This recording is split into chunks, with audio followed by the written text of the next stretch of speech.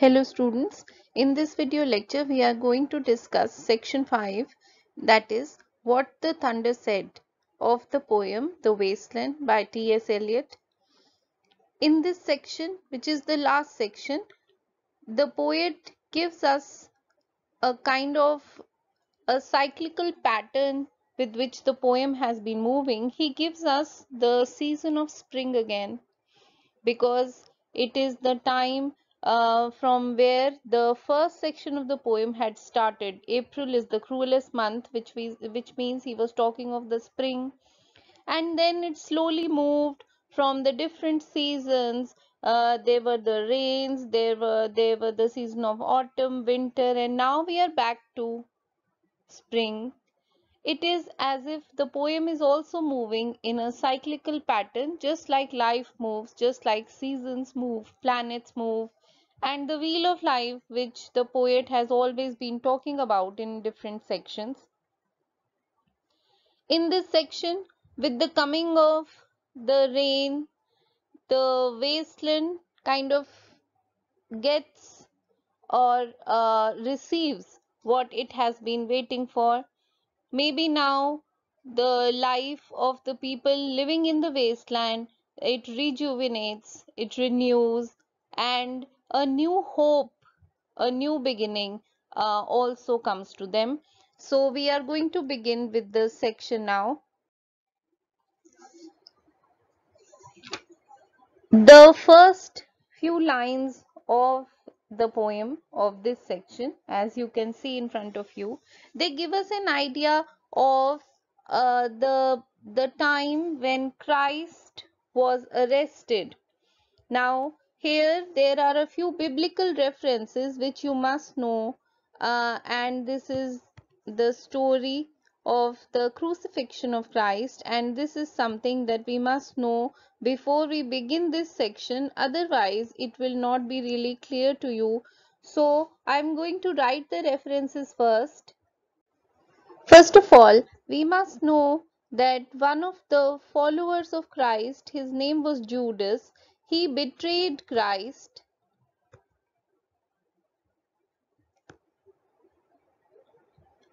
and along with some Jewish priests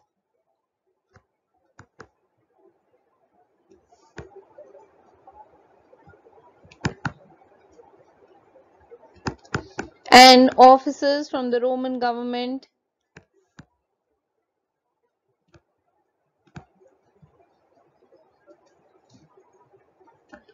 he got Christ imprisoned, and all of this took place at a special place. Now this you must know, and this name you must remember. It is the Garden of Gethsemane.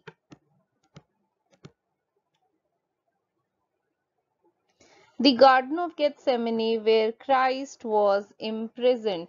And this is what is referred to here in the gardens. When Eliot writes in the gardens, we immediately recognize the Garden of Gethsemane, where Christ was taken prisoner, and then there was a huge crowd that had collected, and they were the followers of Christ. They protested the imprisonment of Jesus Christ, but the officers, they beat them up and they led Christ, and he suffered the agony. So after the Garden of Gethsemane and the imprisonment comes the scene where Christ was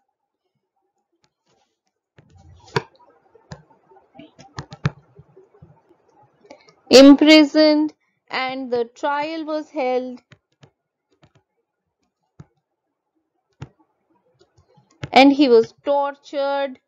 So the agony that he had to bear. So here he talks of all the agony in stony places. So this is again something that you must know, and ultimately it was the crucifixion that happened, and this was the ultimate sacrifice that the Son of God made for all mankind, and this was the the kind of immeasurable pain that he felt when he was crucified. So these are some things that you must remember. Only then you will be able to understand this part or this section. And these are the first references. तो सबसे पहले Judas जो कि Christ का एक follower था, लेकिन उसने क्राइस्ट को पैसों के लिए बेच दिया. उसकी इंफॉर्मेशन, क्राइस्ट की इंफॉर्मेशन उसने कुछ जूइश प्रीस्ट और ऑफिसर्स को दी, जिन्होंने अल्टीमेटली क्राइस्ट को बंदी बना लिया. और वो जगह थी गार्डन ऑफ गेथसेमनी. उसके बाद पोएट बात करता है कि जब क्राइस्ट का ट्रायल हुआ कोर्ट में, उसे कितनी बुरी तरह टॉर्चर किया गया. अल्टीमेटली उन्हें क्रॉस पे क्रूसिफाई कर दिया गया. और वो भी एक अल्टीमेट, एक हॉरिबल पेनफुल एक्सपीरियंस था, जिसकी वजह से, जो कि क्राइस्ट ने इंसान की वजह से सहा, क्योंकि वो चाहता था कि इंसान के सारे पाप और सारे कष्ट वो अपने ऊपर ले ले. So from here we are going to read and we are going to begin. He says, after the torchlight red on sweaty faces. What is this torchlight? These are the torches which the officers carried when they had come to arrest Christ. So these are the torches carried by the police officers on sweaty faces. These are the faces of the protesters, because there were a lot of protesters who had gathered. They did not want Christ to be arrested, but see how they are suffering, they are shouting. And he says, after the frosty silence in the gardens, and I've already told you how the gardens is, it is actually Gethsemane which he's talking about. After the agony in stony places. This is the agony. Agony means the trial and the torture which Christ suffered. So after that, in stony places. And why does he refer to stony places? It is actually the courts and the halls of judgment where the trial was held. So stony places is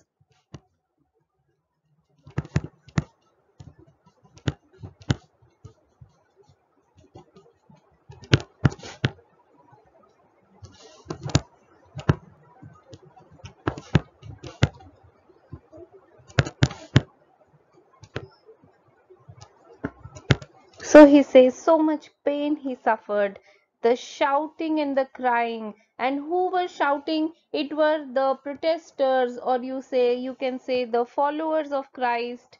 They shouted, they cried, because they knew that now that Christ had been imprisoned and the court finally sentenced him to crucifixion, which means death. So they shouted and cried, prison and palace and reverberation of thunder of spring over distant mountains. And it is said that when Christ was taken for crucifixion, the earth shook and there was thunder. There was thunder and lightning.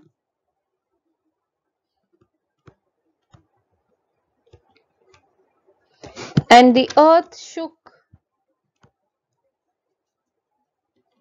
when Christ was taken for crucifixion. So this is what the poet is talking about. And then he says, he who was living is now dead. So Christ is dead, which this is something which is very important as concerned with the wasteland, because wasteland is wasteland because there is no king and the king is dead. So for us, why are we suffering in this wasteland? Why is the modern man suffering? It is only because Christ is dead. And even though in Bible, after 3 days of lying buried under the ground, Christ came back.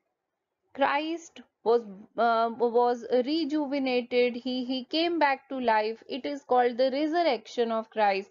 But here, because we are suffering in this wasteland, for us Christ is dead. For us there is no king and the king is dead. and we are suffering in the wasteland. So he says, he who was living is now dead. So for the modern man, the modern world, the resurrection never happened. The resurrection of Christ never happened. He died and he remained dead, even though in the story of the Bible, Christ was, he was, you can say he came back to life again. Resurrection का मतलब होता है दोबारा से एक बार जीवित हो उठना मरने के बाद. तो क्राइस्ट के जो बाइबल की स्टोरी है उसमें तो क्राइस्ट 3 दिन के बाद 3 दिन वो जमीन के अंदर रहा और फिर वो एक बार फिर से वापस अपने रूप में फिर से जीवित हो उठा. एक तरह से ह्यूमैनिटी को उसका भगवान वापस मिल गया. लेकिन वेस्टलैंड के लिए ये सच्चाई नहीं है. वेस्टलैंड के लिए जो कभी जिंदा था अब वो जिंदा नहीं है, यानी कि हमारा क्राइस्ट हमारे पास वापस नहीं आया है. We still do not have a saviour. हमें एक सेवियर की जरूरत है पर वो सेवियर हमारे पास नहीं है. And this is the truth of the wasteland, that we do not have a savior, and that is why we are suffering. We who were living are now dying with a little patience. And this, what is this we? This is the modern man, this is the modern world, this is humanity, and we are also dying, he says, and dying slowly. It is a slow death that we are dying. And why are we dying slowly? Because we have no savior, we have no king, we have no Christ. Now we move on and we come to another part in this section 5, the burial, in this section 5, what the thunder said, it is again divided into many parts. So the first part, in which he was talking of the the imprisonment, trial, and ultimately the crucifixion of Christ. Now we come to the other part where he talks of no water. This fact that we are thirsty and we are waiting for the rains to come because there is no water. This is repeated again and again, and we are somewhere reminded of the burial of the dead. If you remember, in the burial of the dead also, that section also, the poet Eliot had mentioned how there was the landscape was only rock, stones, and he had mentioned rats, and there was absolutely arid and barren, and there was no fertility. So when we don't have water, we cannot expect, when we don't have water, we cannot expect fertility, we cannot expect greenery, and we cannot expect life. So that same landscape of rocks and stones, it just comes back to us from this section, the burial of the dead. Now it comes back in this section also, what the thunder said. So I'm reading.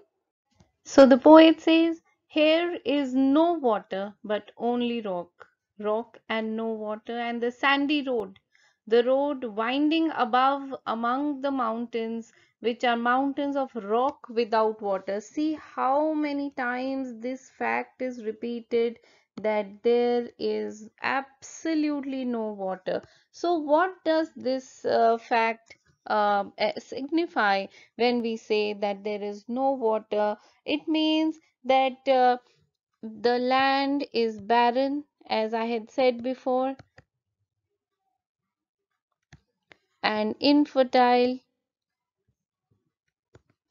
and everywhere there is this dry land and an arid climate, which is a kind of a torture for the humankind.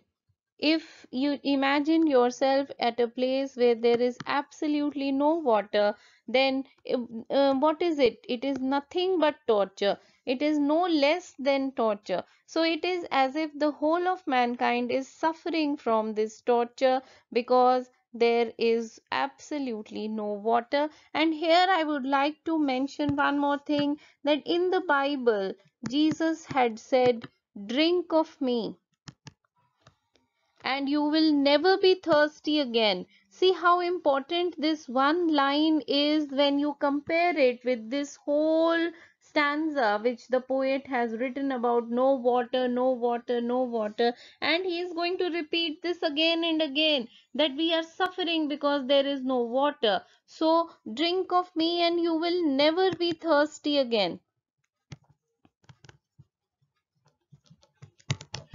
This is what Jesus had said. And what do we understand from this? We understand that Jesus is nothing but living water. If once we drink from this living water, we are never going to be thirsty and suffering again. So, if the poet says there is no water, no water, and there is just rock without water, it means he can actually be saying this, that there is no God, there is no Savior, and there is no Jesus to save us. So that is why we are suffering. If there were water, we should stop and drink. He does not say we must, he does not say we will, he says we should stop and drink. So if there is a way of finding God, it can actually mean, this line can mean this, that if there is a way of finding God, then we should find him. Are we really looking for God? This becomes the question. If we find water, we should stop and drink. We should find God. Among the rock, one cannot stop or think. Sweat is dry, feet are in the sand. See what kind of discomfort he's talking about. This is the kind of torture that man is going through. Sweat is dry, feet are in the sand. If there were only water amongst the rock. See how he repeats if again and again. If, what is if? Kash, Hindi में कहते हैं kash. This is a kind of a craving. This is a kind of a craving, a thirst. It is a wish. काश पानी होता, काश पानी मिल जाता, हम जरूर, हमें रुकना चाहिए, हमें रुककर पानी पीना चाहिए, लेकिन अगर पानी मिले तो एक तरह से हम वो है, एलियट ये कहने की कोशिश कर रहा है कि पहली बात तो भगवान है ही नहीं, वो हमें छोड़कर चला गया। पर अगर वो हमें कहीं मिल भी जाता है, काश वो हमें मिल भी जाए, तो हमें कम से कम रुक कर भगवान को एक बार देख लेना चाहिए, समझ लेना चाहिए। इंसान की तो वो हालत है कि भगवान उसके सामने भी खड़ा हो तो भी शायद वो उसे ना पहचाने। That is why the humankind, the mankind is suffering. And again he gives this wish, if there were only water amongst the rock, kash pani mil jata. And this whole thirst, this whole craving, it again continues in the following lines. He says, dead mountain, mouth of carious teeth that cannot spit. See, this is a metaphor that he is using. He is comparing the dead or dry mountain with a dry mouth. The dry mountain is like a dry or diseased mouth. Carious are teeth which are decaying teeth with a lot of cavity. So carious teeth. So the mountains are like a diseased mouth that cannot spit. Not even saliva is formed, because if there is saliva in the mouth, it will keep the mouth from remaining dry, it will keep the mouth moist. But he says there is not even saliva in my mouth. This is the kind of mountain ranges that surround me. This is a complete lack of water. All of this signifies a lack of water, कि पानी नहीं है. और मैं पहले भी कह चुकी हूँ कि पानी कहीं ना कहीं भगवान को सिंबलाइज करता है. Here one can neither stand nor lie nor sit. You cannot stand, you cannot sit, you cannot lie. There is absolutely no comfort. When do we get comfort? When do we get rest? When we are able to sit down, when we are able to lie down, when we are able to give our body some rest. He says there is not even silence in the mountains, but dry, sterile thunder. And I repeat here, the reference to sterility comes again and again in the wasteland. In the wasteland, everything is sterile.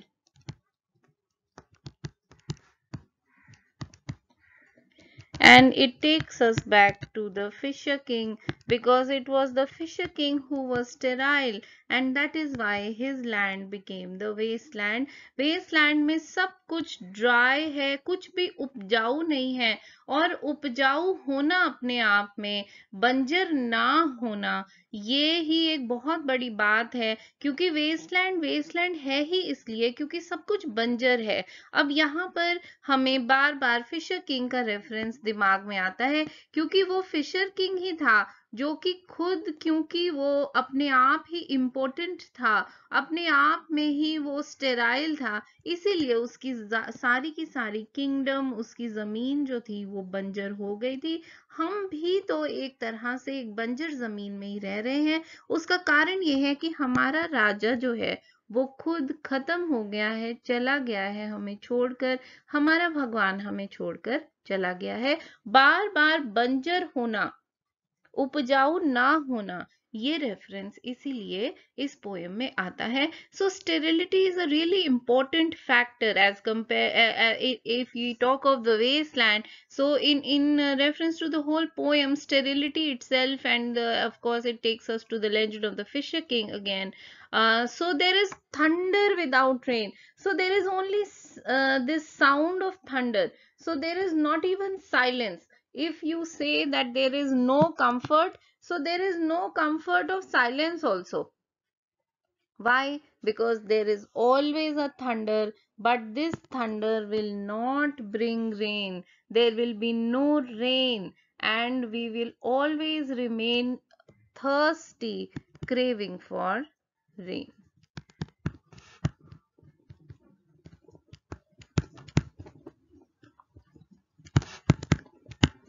And what more can be torturous than this? And he says there is not even solitude in the mountains. Solitude means there is not even peace and calm in the mountains, but red sullen faces sneer and snarl from doors of mud-cracked houses.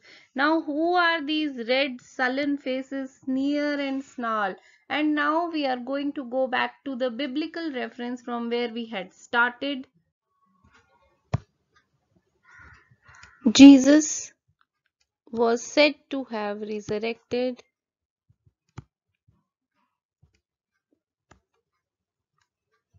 after 3 days. So, when his disciples came to know that Jesus had been resurrected and he had come back to life, they undertook a journey. And what was this journey all about? They undertook a journey to confirm if this news was true or not. So, two followers of, or two disciples of Jesus undertook a journey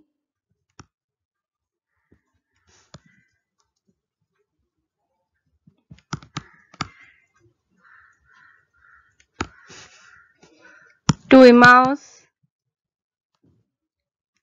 to verify the news of Jesus' coming back to life. So now they had to confirm the news, so they undertook this journey. And when they were carrying on with this journey, they were just moving on foot and walking on foot. what happened? They encountered people on the way who jeered at them, who snarled at them. So, on the way, these people, these followers of Jesus, they encountered sullen faces, sneer and snarl from doors of mud cracked houses. And we will come back to this journey to Emmaus. Journey to Emmaus, we will come back to in some lines ahead. But first of all, this is from where this reference comes. तो Jesus के दो followers थे, जो जब इन followers में, जब disciples में news फैली कि ऐसा कहा जा रहा है कि जीसस फिर से जिंदा हो गए क्रूसिफिक्शन के बाद, तो उनके दो फॉलोअर्स ने एक लंबी जर्नी तय की और वो एमाउस वापस गए पैदल, ऑन फुट, जस्ट टू सी कि ये न्यूज सच है या नहीं। वो स्टोरी जो है जर्नी टू एमाउस, ये हम थोड़े देर बाद एक बार फिर इस पे वापस आएंगे। तो पहले हम आगे बढ़ते हैं। No water, dry rock, dry mountains, and Eliot further says, if there were water. See how he says if again and again he uses this, his wish, his wish. It is like a chant which he just says again and again. It is as if he's speaking a mantra. He's repeating these lines, he's saying it again and again, he's repeating, and it is his urge, his craving. If there were water and no rock, if there were water and also water and water, a spring, a pool among the rocks, if there were the sound of water only. वो पहले तो यही कह रहा है कि काश पानी होता, थोड़ा सा पानी, कहीं कोई पत्थरों के बीच में जरा सा पानी। और फिर वो कहता है ultimately longing for water and talking of water again and again, little bit of water, a spring, a pool among the rocks. He says, if there were sound of water only, he would only suffice with the sound of water. He says, I don't want to hear any other sound right now, but only the sound of water. It is as if it is the wish and longing of somebody who is dying of thirst. ऐसे लगता है कि कोई पानी के बिना मर रहा है, कुछ इस तरह की लॉन्गिंग एलियट इस समय दिखा रहे हैं अपने शब्दों द्वारा। As if you were dying of thirst, the kind of urge he's showing for water. And he says, I would suffice with the sound of water only. इतना ही sufficient होता अगर आवाज ही सुनाई दे देती, not the cicada. He says, I do not want to hear the sound of the cicada, I do not want to hear the sound of the dry grass. What is cicada? A cicada is an insect which is found in the desert. तो वो कहता है कि मुझे cicada की तो आवाज बिल्कुल नहीं सुननी है। And of course, not the dry grass singing, but sound of water over a rock where the hermit thrush sings. What is a hermit thrush? Hermit thrush is a bird which has a very melodious voice. And here I would just like to remind you and ask you to compare the hermit thrush with the sound of the nightingale. If you remember, we had done the Philomel, the story of Philomel, and how she had been changed into a nightingale. And even though she just rendered her voice, but there was nobody to hear it. Only a rude jug sound was heard by the people, and this rude repetitive sound did not make any meaning. It was totally meaningless, and her story remained untold. Nightingale की याद आती है जब हम hermit thrust के गाने की बात करते हैं, तो वो नाइटिंगेल जो थी वो उस वेस्टलैंड को सिग्निफाई करती थी कि इस वेस्टलैंड में लोग अपनी दर्द भरी कहानी कहना चाहते हैं पर कोई सुनने वाला नहीं है। लेकिन अब वो कहता है मुझे नहीं सुननी, मुझे सिर्फ एक हर्मिट थ्रश की आवाज सुननी है जो कि पाइन ट्रीज के बीच में गा रही है। पाइन ट्रीज ग्रीनरी को सिंबलाइज करते हैं। अब कोई डेजर्ट नहीं है। अब वो कहता है मुझे कोई डेजर्ट नहीं चाहिए, मुझे कोई डेजर्ट के अंदर जो कीड़े रहते हैं उनकी आवाजें नहीं सुननी, मुझे कोई ड्राई सूखी हुई घास के हिलने की आवाज नहीं सुननी, मुझे उस हर्मिट थ्रश की आवाज सुननी है जिसकी साउंड बिल्कुल ड्रॉप्स ऑफ वाटर जैसी होती है। He wishes to hear the sound of the hermit thrush in the green trees, the pine trees, and the sound is like the drops of water, drip drop, drop drop drop. But unfortunately, there is no water. And see how, when you read these lines, it is as if your own throat becomes parched. ऐसे लगता है कि अपना खुद का गला सूख जाए। एक ऐसी longing अपनी words के through poet हमारे सामने रखता है। Ultimately, he just wishes, but the truth is that there is no water. And would the wish come true? क्या ये इच्छा पूरी होगी? आगे बढ़ते हैं। जो section when we come to the next part, this is not the next section but this is just the next part, and the story continues. And here we come back to the journey to Emmaus, which I had told you just a few slides back. Journey to Emmaus. So now there are two followers of Christ, two disciples who are walking back, and this is such a strange thing which happens to them. And what is the strange thing? That Jesus walks with them. कितनी अजीब बात है। वो खुद ये पता करने जा रहे हैं कि क्या जीसस सच में जिंदा हो गए। और होता क्या है कि जीसस पूरी जर्नी उनके साथ चलते हैं। और जब एक फॉलोअर गिनता है तो उसे 3 दिखाई देते हैं, जबकि एक्चुअली में तो वो सिर्फ 2 हैं। पर फिर वो अपने साथी से पूछता है कि ये कौन है तीसरा जो तुम्हारे साथ चल रहा है। Even though God is with them, they are not able to recognize God. भगवान उनके साथ साथ चल रहे हैं लेकिन वो भगवान को पहचान नहीं पाते। क्या यही है जो हमारे साथ भी हो रहा है? We are longing for God. भगवान की इच्छा कर रहे हैं, पर जब भगवान सच में हमारे साथ चलता है तो हम उसे पहचान नहीं पाते। So this is where the story moves. So Jesus starts walking with them, but they only see a hooded figure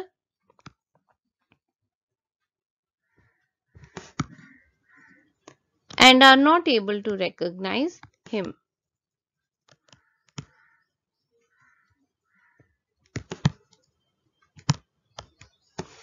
Who is the third who walks always beside you? When I count, there are only you and I together. But when I look ahead up the wide road, there is always another one walking beside you, gliding wrapped in a brown mantle, hooded. I do not know whether a man or a woman.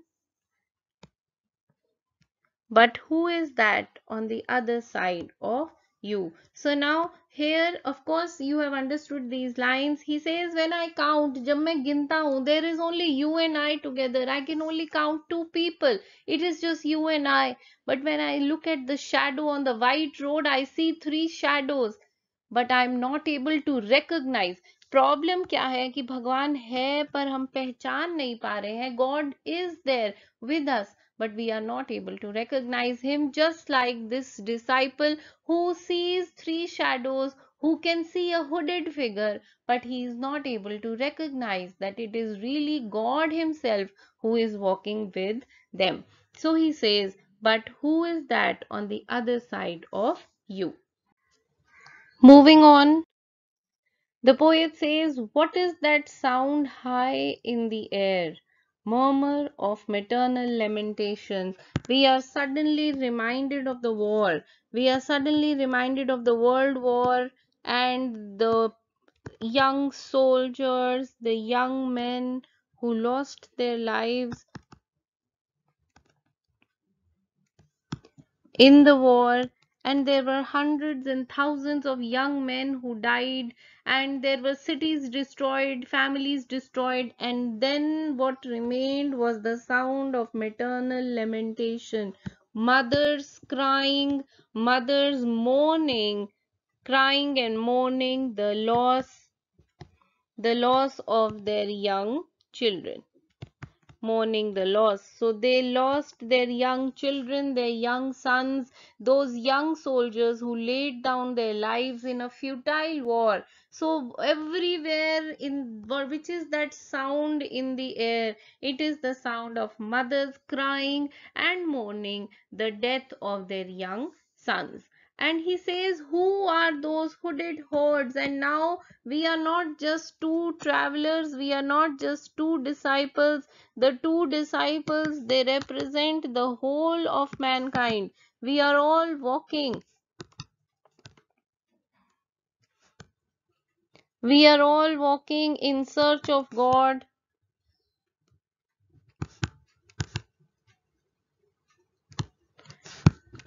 And even though God is walking with us, He remains unrecognized. भगवान हमारे साथ ही चल रहा है पर हम उसे पहचानते नहीं हैं. वो दो डिसाइपल्स अब यहाँ पूरे के पूरे होर्ड्स, होर्ड का मतलब होता है it's a huge, a crowd which is swarming over endless plains, stumbling in cracked earth, ringed by the flat horizon only. And see how this whole scene of mankind stumbling, this is the mankind stumbling is an image of the cultural wasteland in which we are living. We are all living in a wasteland. We are all stumbling and nothing is happening and nothing is renewing, rejuvenating. We are just moving on and this is a cracked dry earth on which we are walking. There is no place to sit, lie. There is no place to stand. We just have to walk and walk and walk. There is no rest or comfort. This is the situation of the modern world. And he says, what is this city over the mountains? Cracks and reforms and bursts in the violent air. And see how cracks and reforms and bursts, it again reminds us of the World War I which was happening. So everywhere there was ruin, cracks, there were ruin, there was protests, and there was mourning. Everywhere, wherever you saw, there was mourning and bursts in the violet air. So violet air, this is the night time. Violet is the night time. So it is the night of mankind. The night of mankind, the darkness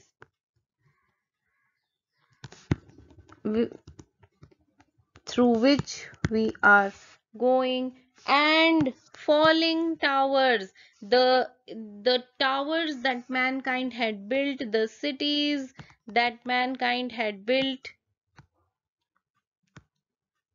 they are all falling, they are all crumbling. Jerusalem, Athens, Alexandria, Vienna, London, unreal. So he says all of these cities are being destroyed. We are no more modern, happy urban cities that we used to be. Now man is living in the unreal city. If you remember, the poet had earlier also described London as the unreal city. So in all of these lines, he is first talking of the war and how so many young people lost their lives in the war, young soldiers, and the whole atmosphere is filled with the cries of mothers. And then he talks of the whole of mankind which is just stumbling, falling, falling and again standing up and walking, and no rest, no comfort, no water.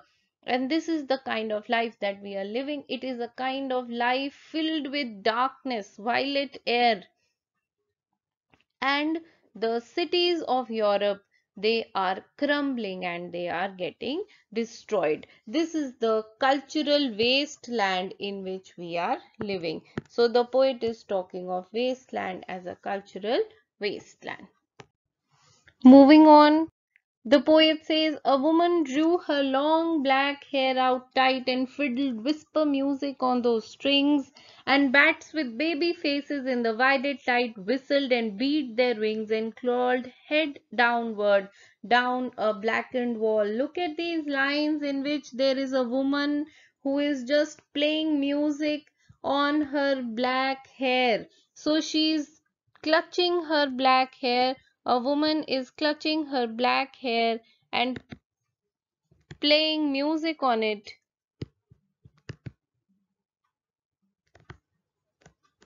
as if it were strings. Then we have the image of the bats with baby faces crawling over black walls. These are referred to as Gothic images.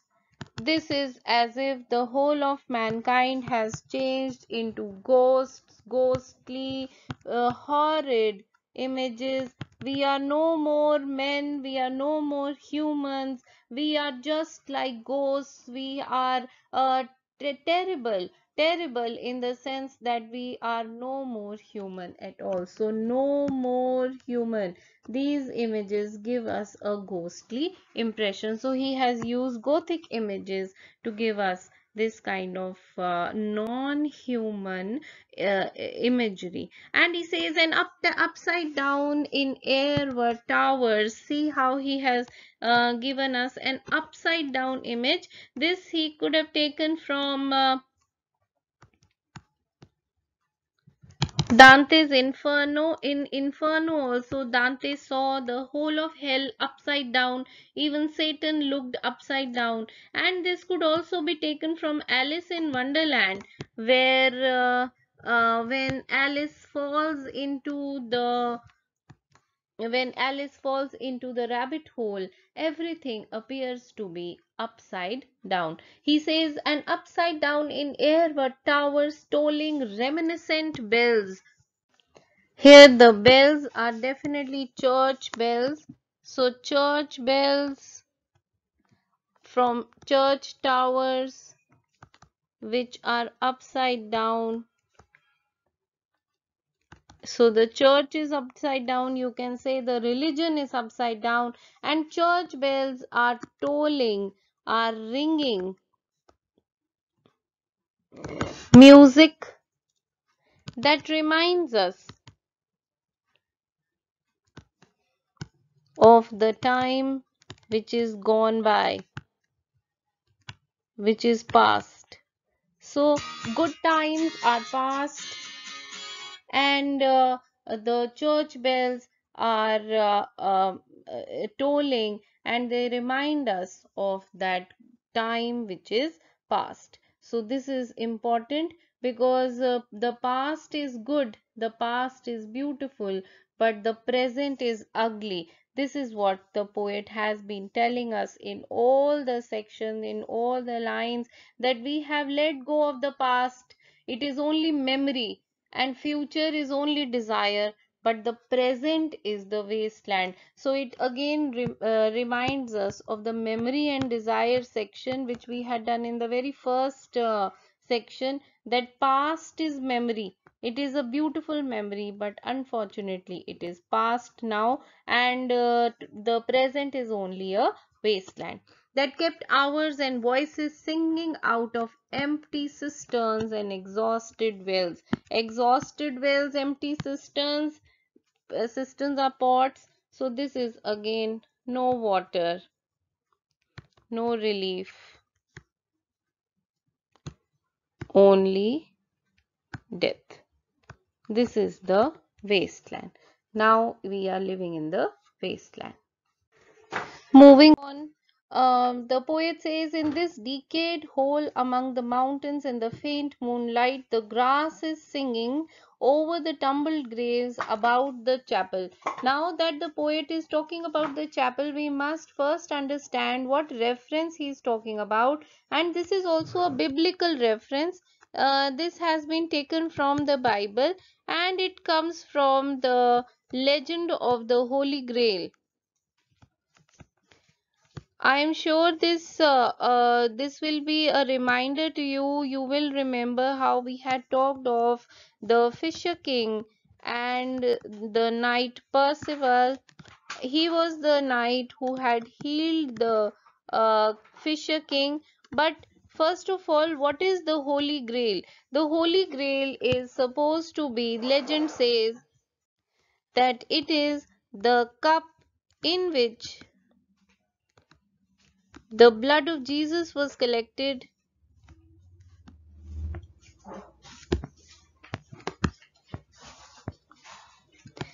and it magical powers had magical powers to heal any kind of wound, any wound. It could also bring back people, dead people, back to life. So this is the Holy Grail. And of course we know about the Fisher King, that the Fisher King was wounded, and because of his wound he had become impotent, and his land had become dry. So now it was up to the knight Percival to undertake the journey to find the Holy Grail.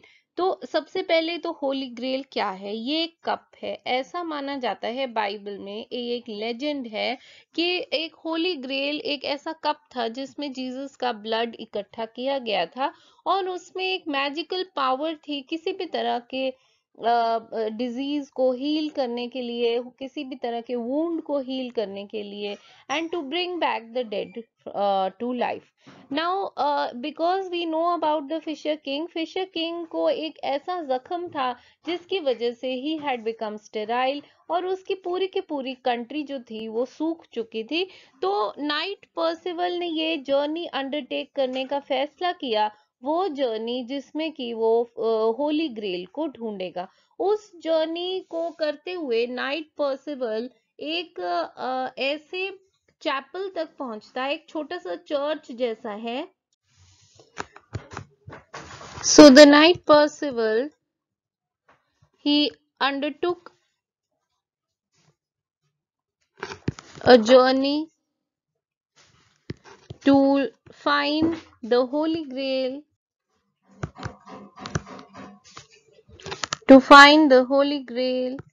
which was hidden in a small chapel which was called the Chapel Perilous. And as the name suggests, perilous means dangerous. So the chapel name itself is dangerous, which means that the way to the chapel was not easy. It was full of dangers, and it was a very difficult path to follow.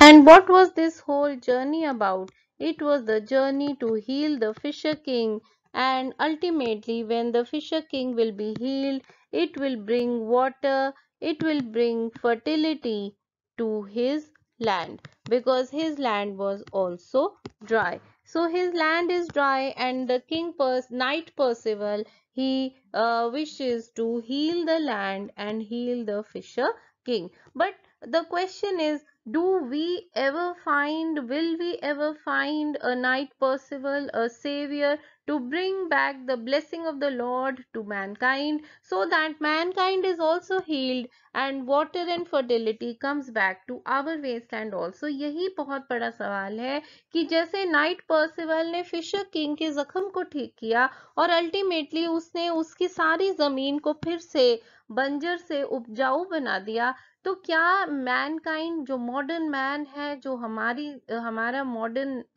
जीवन है, humanity है, क्या हमें भी कोई ऐसा night Percival मिलेगा, कोई सेवियर मिलेगा जो ब्लेसिंग हमारे पास भी दोबारा ले आएगा और हमारी वेस्टलैंड भी फिर से हरी भरी हो जाएगी? Now this is the question. And the coming back of water, the coming back of blessing, this is what we are trying to understand. And he says about over the tumbled graves about the chapel, there is the empty chapel, only the wind's home. There is nothing in that chapel. It has no windows and the door swings. Dry bones can harm no one. Again, this is the reference to dryness. It is the reference to and death.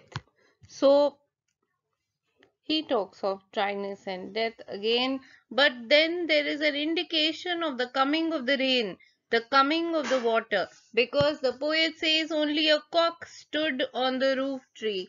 Cocorico, cocorico, in a flash of lightning, then a damp gust bringing rain. See how the first thing this is the coming of the positivity. This is the coming of the hope. This is signal of hope in the future, because he talks of the cock crowing, and the crowing of the cock, it symbolizes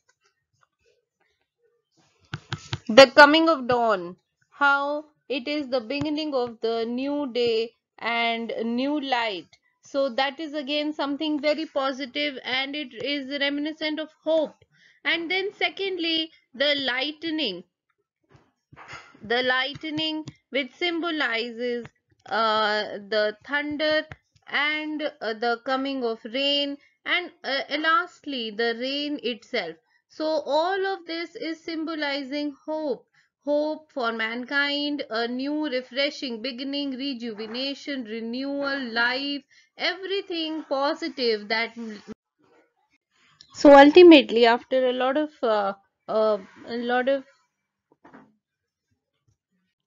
pessimism, the poet is giving us some rays of hope, as in the arrival of the rain.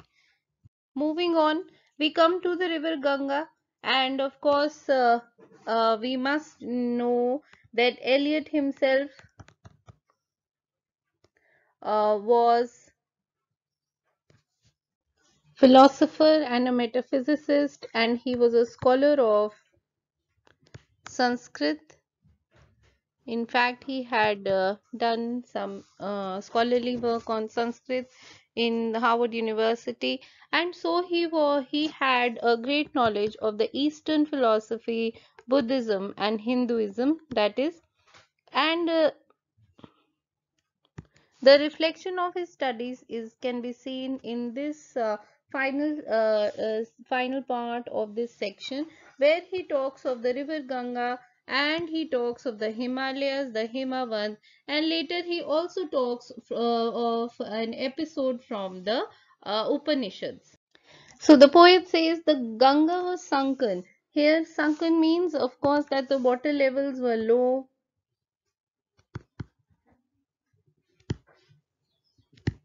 So there is little water in the river Ganga also, and the limp leaves waited for rain, while the black clouds gathered far distant over the Himavant. So the black clouds are there.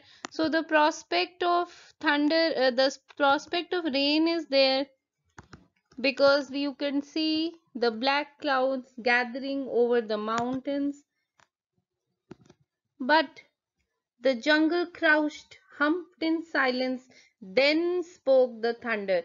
But the thunder, before it changes, it brings rain, it has something to say. And the speaking of the thunder, it has another reference, and this time this reference is from the Upanishads. And here I would like to write down the Brihad Aranyaka Upanishad.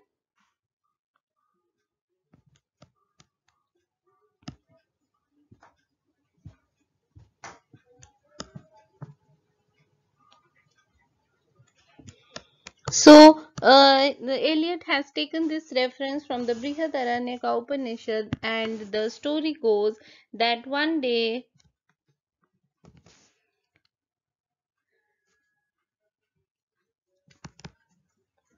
all three forms of Brahma's children, that is, the gods, the men, which means humans, and the demons, they approached Prajapati and asked him about the secret of inner happiness,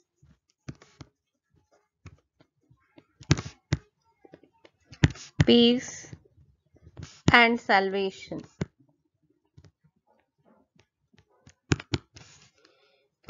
Brahma replied in a syllable, and this syllable was Da.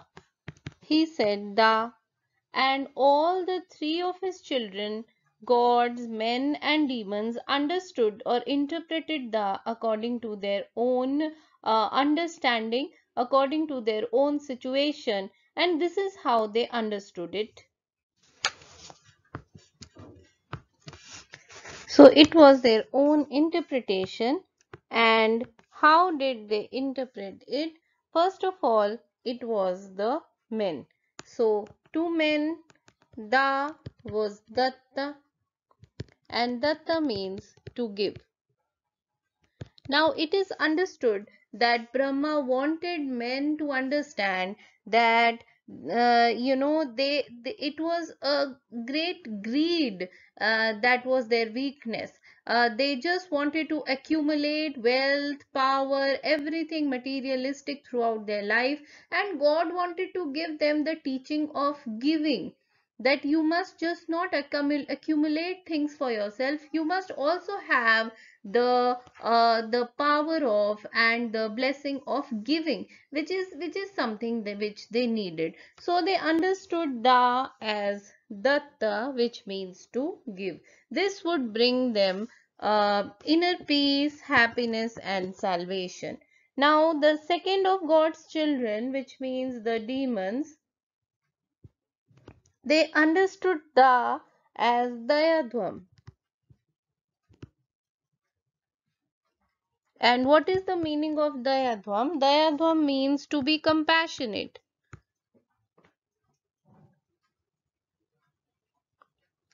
Now, as we all know, the demons had the tendency to be very violent. They had power and they used to be violent, and there was a lot of bloodshed by which they lived their life. So, God wanted them to attain happiness and inner salvation through Dayadhvam, which means to be compassionate and have kindness towards others. Now comes the third of God's children, Brahma's children, which were the gods themselves. So now gods were immortals and they had everything. So they understood the to be Damyata. Damyata means to have self-control. When you have everything, the only thing that you require is self-control. This is what will bring inner salvation, peace, and happiness to you. So this is the three children of God understanding Da as Datta, Dayadhvam, and Damyata. This is very important because this is the only key to happiness which Eliot thinks is going to be needed by the modern man. The modern man must learn these three rules or these three commands. So these were the three commands of God by which Eliot wishes the modern man lives his life. Only then will he able to live a fulfilling and happy life. So we come to the first command of Datta, and when we talk of Datta, we obviously understand the meaning which the human race also understood when Prajapati said they understood the meaning to be to give, which means to be benevolent. And this is very important for a human being to learn the art of giving and being benevolent. And immediately, Eliot asks this question: what have we given? And what has man given? What has man contributed? What has man contributed to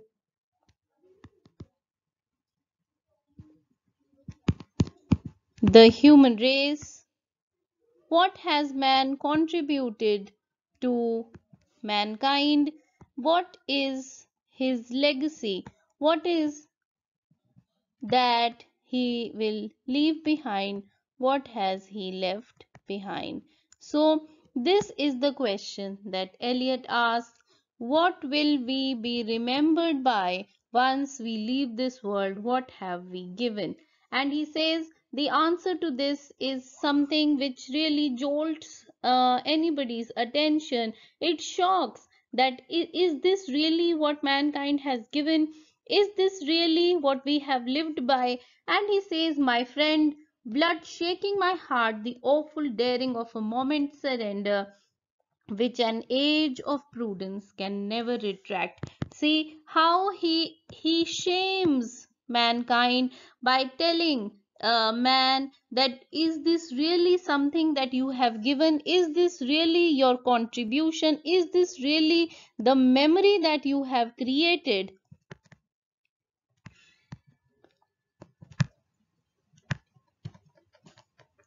Is it really the act by which man lives?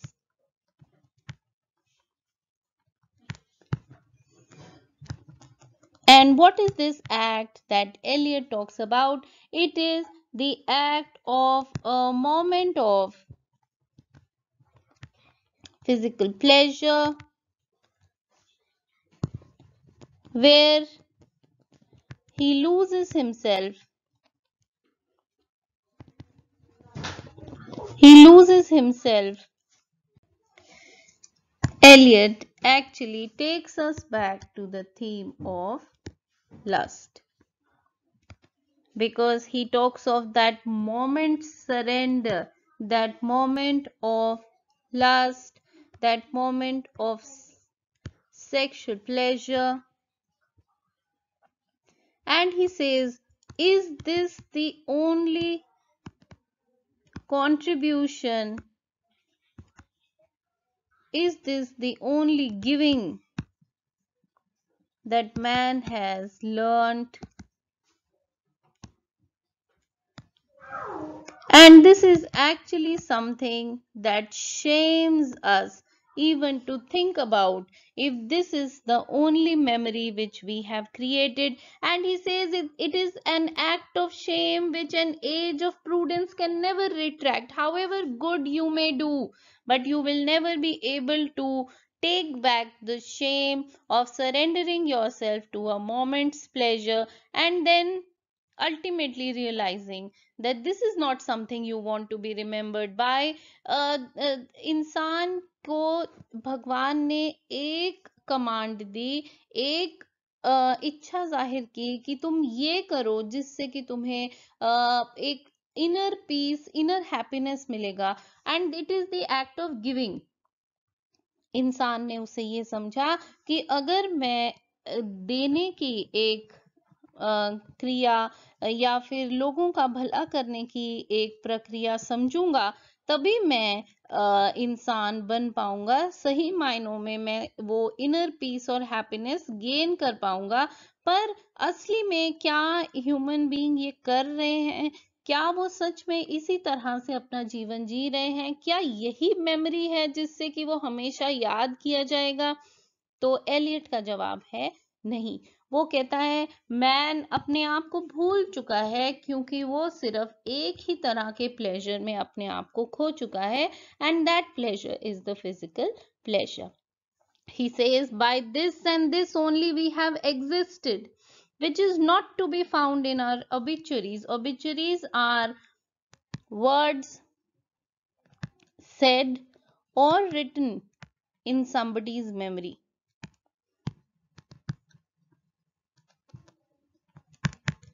after his death.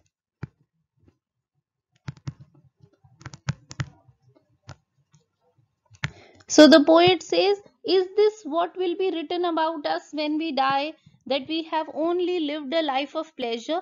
Is this really what we want? or in memories draped by the beneficent spider, or under seals broken by the lean solicitor in our empty rooms? Is this really what we will leave behind? Is this our will and testament?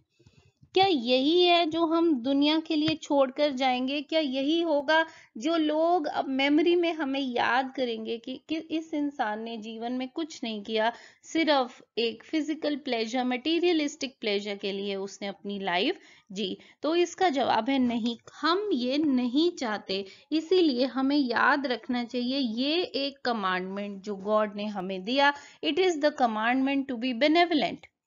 Benevolent यानी परोपकारी, परोपकारी होना, दूसरों के लिए कुछ करना, दूसरों के लिए जीवन जीना और उसमें खुशी हासिल करना, ना कि सिर्फ अपने लिए और अपने physical pleasure, materialistic pleasure, luxury, इसके अपने सुख, इसके लिए जीने को जीना नहीं कहते। This is what he really wants to say. This is not something God really intended us to do. This is not something he intended us to understand from the word the word which is so important, and it is the command which he had given to us. And he says the memories draped by the benevolent spider, and here there is a small reference which I would like to write. This reference is taken, these lines are taken from the white devil. It is a comedy. It is a comedy written by John Webster, and from this these lines have been taken, if you can really remember this reference, but the meaning I have expressed to you. And then comes the second command, and the second command is again da, and this is dayadhvam this time. And dayadhvam of course means to be kind and compassionate. So this is again something which man requires much more than any devil or any form requires. In the Upanishads it is written that Dayadham was a command which was given to the devil, but right now maybe it is a bigger truth that man himself is the devil, and so man needs to be kind, man needs to be compassionate. And if you look at it from the point of view of the world war, I think this is one of the greatest commands that God can give to man, to be kind and compassionate and to do away with violence, to do away with war. This is the need of the hour, of course, and Eliot does not fail to point it out. And he says, I have heard the key turn in the door once, and turn once only. We think of the key, each in his prison. Thinking of the key, each confirms a prison. Only at nightfall, ethereal rumors revive for a moment a broken Coriolanus. Now here, try to understand when the poet talks of each in his own prison, each in isolation, each alone, each separate. He says, even though we are living together, we are still separate from each other. So everybody is separate. Everybody has made, imagined boundaries, imagined walls, barriers that separate, and so everybody has tried to become separate. It is as if we are all in a prison, but this prison is of our own making. We have created this prison for ourselves. Nobody has created this prison. This prison is created by our own selves. It is all in our mind. We think of the key. We are always thinking of the key. कहाँ से बाहर निकलें, कैसे बाहर निकलें, हम उस चाबी के बारे में सोचते हैं. We never think of the key holder. चाबी किसके पास है इसके बारे में नहीं सोचते. इसीलिए शायद हम बाहर नहीं निकल पाते.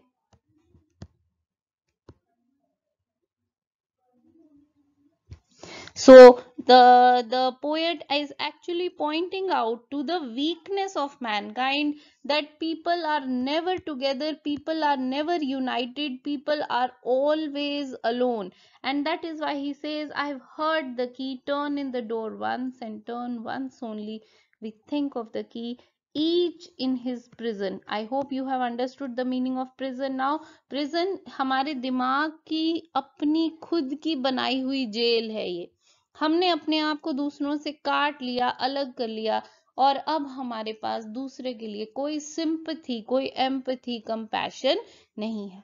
Thinking of the key, each confirms a prison, and we confirm, we fix ourselves in this prison.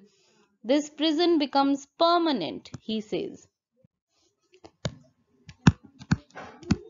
The prison becomes permanent. So this is what is separating us from the whole of mankind, because we have locked ourselves in our own prisons, and the prisons become permanent. Here this reference to the prison and the key, it is taken from, I am just giving you the reference. The reference is from Dante, and Dante had created the character of Ugolino,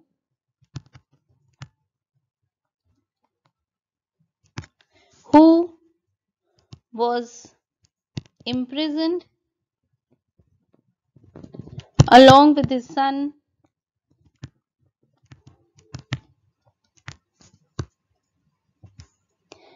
and the key was thrown in the river.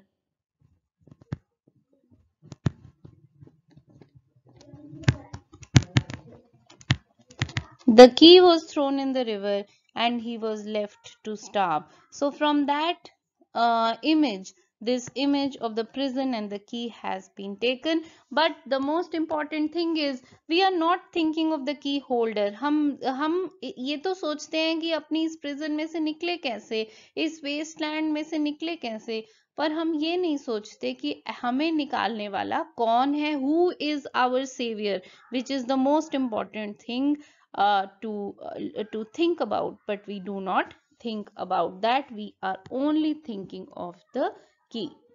And then he gives us then the image of nightfall. Nightfall means darkness. Darkness is everywhere in the wasteland. There is lack of light, there is no light basically, which the wasteland desperately needs. And he says there are ethereal rumors, revive for a moment a broken Coriolanus. Now here Coriolanus, again it is a reference, it is a character taken from Shakespeare's play The Tragedy of Coriolanus. He is a character who lacks compassion. So we remember Coriolanus as a character who has no compassion. Similarly, we are all forms of Coriolanus. Man has become a form of Coriolanus because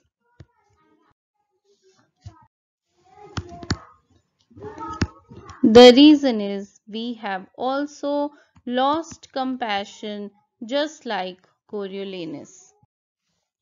Then we come to the last Da, and it is Damyata, of course. Damyata, which we have understood as self-restraint or control, which again mankind needs.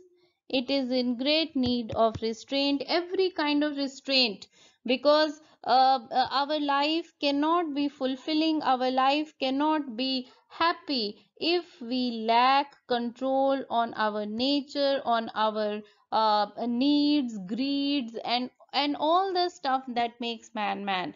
So the need of control and restraint is extremely important when it comes to inner peace and happiness.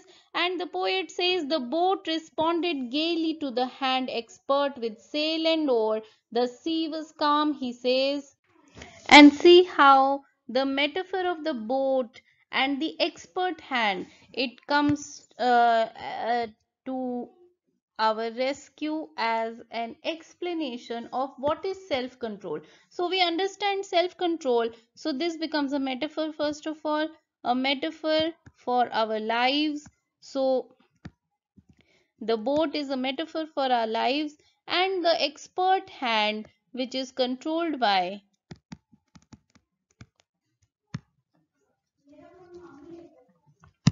our master, father, or our God. So that is important, that do we give the keys of our boat or the control of our boat to that expert hand, because the boat responds gaily. Gaily means freely, with pleasure. So the boat happily responds, freely responds to the expert hand with sail and oar, and the sea was calm. Your heart would have responded gaily when invited, beating obedient to controlling hands. So similarly, he says, similarly, just like the boat, man must give control of his heart, mind, and soul to the one who knows how to control, because he is the one who has created us, so he knows how to control. Similarly, he says, our mind, our hearts, our souls would have happily given themselves away. So how does man learn restraint or self control? By letting God guide his boat, by letting his heart and soul be guided by the teachings or path of God. So spirituality could be one of the greatest keys that he or the poet tells us. So we have three das: Datta, Dayadhvam, and Damyata, and this is the last slide and the last proclamation, as you can say, by the poet himself. And he says, I sat upon the shore fishing. So we come back full circle, we come back to the image of the fisher king, and see what the fisher king says. He says, I sat upon the shore fishing, with the arid plain, the dry land behind me. So somehow the dry land seems to be in the past, because future, maybe the future is not so dry, maybe ultimately the blessing has come our way, maybe the rain has fallen. This is the signal which has been given to us. Fisher king fishing कर रहा है, लेकिन उसकी पीठ के पीछे पीछे छूट गई है वो ड्राई लैंड, वो एरिड लैंड, एरिड प्लेन जिसके बारे में बात की जा रही है. तो वो कह रहा है, the arid plain behind me, shall I at least set my lands in order? And he says, is this the time to make things all right? To set my lands in order means we have finally to make a decision. Mankind must make a decision. To a decision to do what? Now the question is, mankind must make a decision. We must take the call to make our lives better in every way. We must leave this wasteland. We must make this arid plain into a fertile land, and this is what the fisher king thinks, and ultimately this is what mankind must also think about, this decision we must do. And now after this we have a number of references over here, and these references come from very different sources, and they just are like fragments. जैसे कि एकदम से Elliott के दिमाग में कोई भी लाइनें आ रही हैं और वो लाइनें अलग अलग रेफरेंसेस से लिख रहा है, और लिखते लिखते वो एक टूटी फूटी टुकड़ों से एक पूरी इमेज बनाने की कोशिश कर रहा है. Let us also try to understand what these lines say and from where the references come. First of all, the image of the fisher king. Again, I sat upon the shore fishing. The reference comes from, it is taken from the book From Ritual to Romance. From Ritual to Romance, this is the name of the book, and it is written by Jesse Weston. And from here, the image of the Fisher King has been taken. So that is one reference. And now we come to the second reference. Of course, London Bridge is falling down. This is a nursery rhyme. It is a very popular nursery rhyme. But what do we understand from the nursery rhyme? We understand that the poet is referring to the demise of London. Now London is no more. London Bridge is falling down. London is destroyed. It is the demise of London as a center of a vast empire. Now London is no more the center of a vast empire. The empire itself seems to have crumbled. So now this is the second reference. The third reference, this one. And this line is of course not in English because it has been taken from Dante's Purgatorio. And I'm going to write this down here. This line has been taken from Dante's, and the name is Purgatorio. And basically he wishes to say, the meaning of this line in English is, please remember my pain, he says. Please remember my pain. Basically, he is talking of the pain of all of mankind. It is the pain of London. It is the pain of Fisher King. You can just say any pain. It is the pain that poet says we must remember, the pain that we are going through. And then comes the next reference. The next reference, this and this, even though they are two different references. Oh Swallow, Swallow is a poem from Alfred Lord Tennyson. But these lines, they basically refer to the story of Philomel. I hope you remember, because the reference to Philomel has come again and again, the story of Philomel. And if you remember, the name of the king was King Tereus. King Tereus, who had raped Philomel. And now there is another character here, the character of Procne. Procne was the wife of Tereus and the sister of Philomel. And what did she do? Because we know that Philomel was turned into a nightingale and she could not tell her story to anyone. But when Procne came to know about what happened to her sister and what her husband had done, what did Procne do? She killed all her children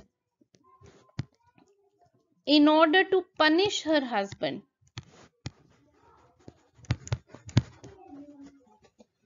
But we know how much she herself would have suffered.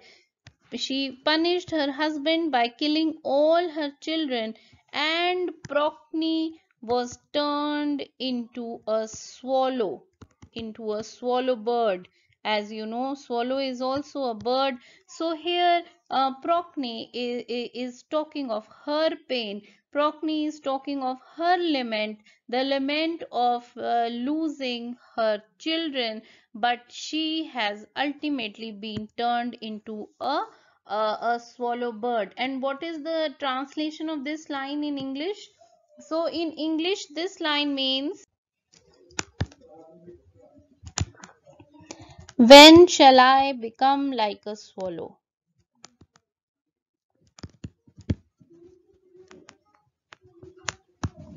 And this is the lament of Procne.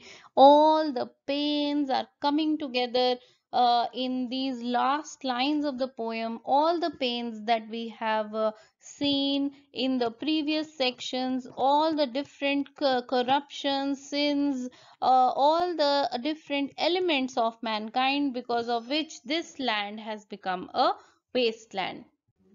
And now we come to this reference which is written over here, Le Prince d'Aquitaine.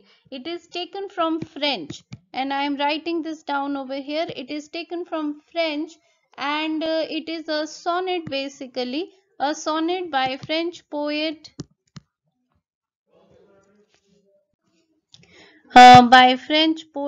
Gerard de Nerval. So Gerard de Nerval, this is the name of the French poet from whose sonnet these lines have been taken, and the name of the sonnet is The Disinherited. The Disinherited, this is the name of the sonnet. And what is the meaning of this line? This line just means, and I'm going to write down the meaning of this line in English over here. It means the Prince of Aquitaine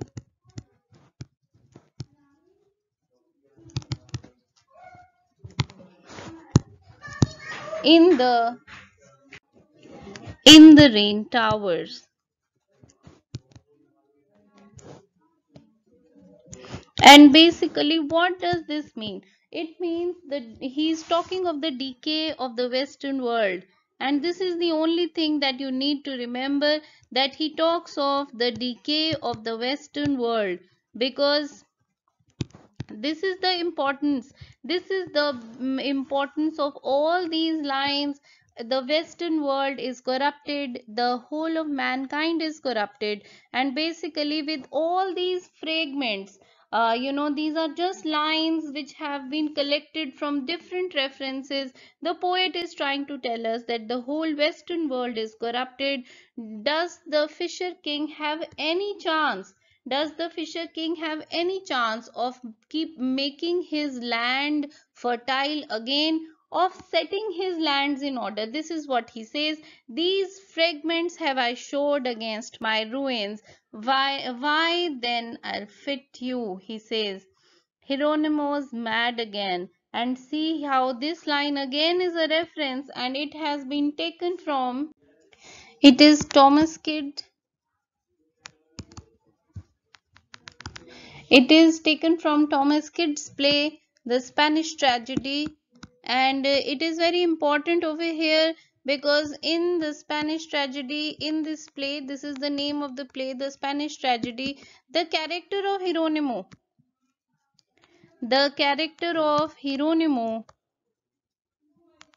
is that of a king,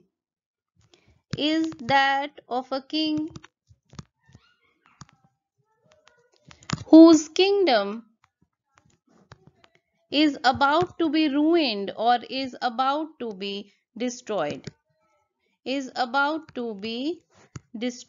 So here is one king whose name is Hieronymo, whose kingdom is about to be destroyed, and here is another king, the Fisher King, who is looking at his lands, and he's thinking of his own kingdom.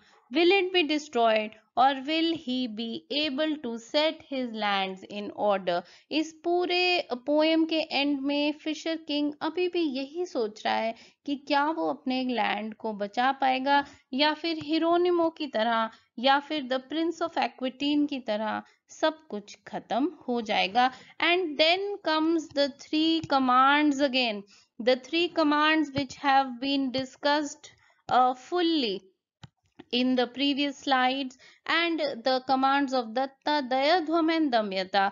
Will these three commands come to the rescue of the Fisher King? Will these three commands come to the rescue of mankind? Ultimately, mankind is only going to be saved because of these three commands. If we learn the command of Datta, which means to give, Dayadhvam, which means to be kind and compassionate, Damyata, to have self control and restraint, only then we will attain Shanti, Shanti and Shanti. And Eliot himself has described Shanti as a in his notes, And what does Eliot say? Eliot describes Shanti as the peace that passeth understanding. It is something which we will never understand. It is the kind of peace that man is looking for. Ultimately, these three commands and the attainment of peace, they are connected with each other. Ultimately, if man and if the fisher king are able to attain or listen to these three commandments, only then we'll be able to attain shanti, shanti and shanti. And this is the end of the fifth and final section, and ultimately this is the end of the wasteland. Thank you very much.